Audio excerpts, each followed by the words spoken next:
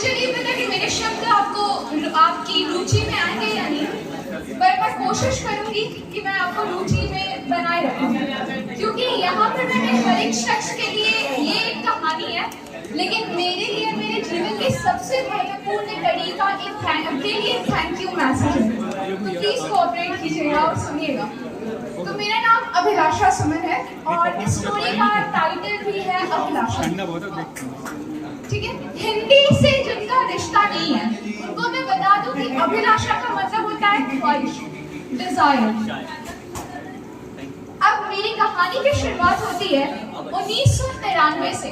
जिनका हिंदी से फिर से रिश्ता नहीं है उनके लिए 1993। तो भारत में एक छोटा सा राज्य है बिहार में एक छोटा सा जिला है आरा। उसमें एक छोटा सा गांव है संदेश, उसमें एक छोटा सा स्कूल है और उस छोटे से स्कूल में एक छोटी सी कक्षा में 14 या 15 वर्ष की एक छोटी सी लड़की पढ़ रही थी।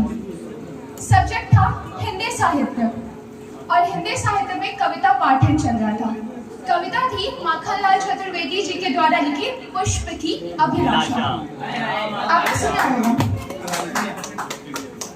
तो बात ये है कि बाकी बच्चे उस कविता को सिलेबस की तरह पढ़ रहे थे, लेकिन वो लड़की उस कविता के लिए कुछ ज्यादा ही उत्साहित थी। अब ऐसा बात नहीं है कि उस लड़की का हिंदी साहित्य या फिर कविता पाठन में बहुत ज्यादा रुचि थी, उसे बस एक शब्द बहुत ही ज्यादा अच्छा लग रहा था, काफी उत्साहित कर रहा था। वह शब्द था अभिलाषा।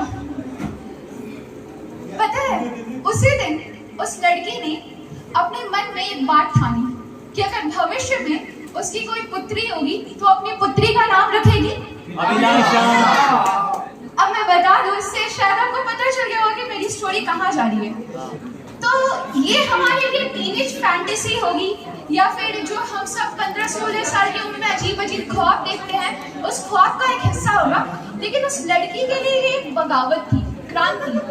क्योंकि जिस राज्य से मैं आती हूँ ना, उसमें 2022 में भी लैंगिक असमानता, दहेज उत्पीड़न और महिलाओं के खिलाफ शोषण में बिहार अग्रसर है।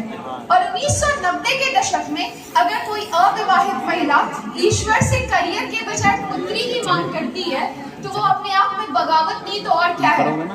ये क्रांति थी जो उस लड़की ने उतने छोटे से उम्र में शुरू की थी।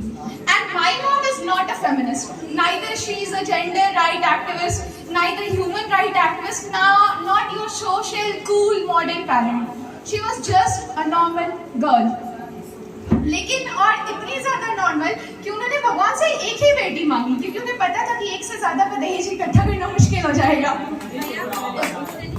उसके बाद एक ओम शांति ओम का एक बहुत फेमस डायलॉग है, आपने सुनना होगा।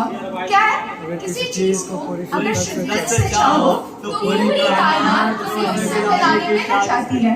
सो हियर आई एम, अभिलाषा सुमन, आपकी मम्मी सुमन मिश्रा की बेटी। अगर मेरे नाम का मतलब निकालो अभिलाषा सुमन, तो इसका मतलब होता है डिजायर ऑफ अ फ्लावर, यानी माखनलाल चतुर्वेदी की वही कविता पुष्प की अभिलाषा।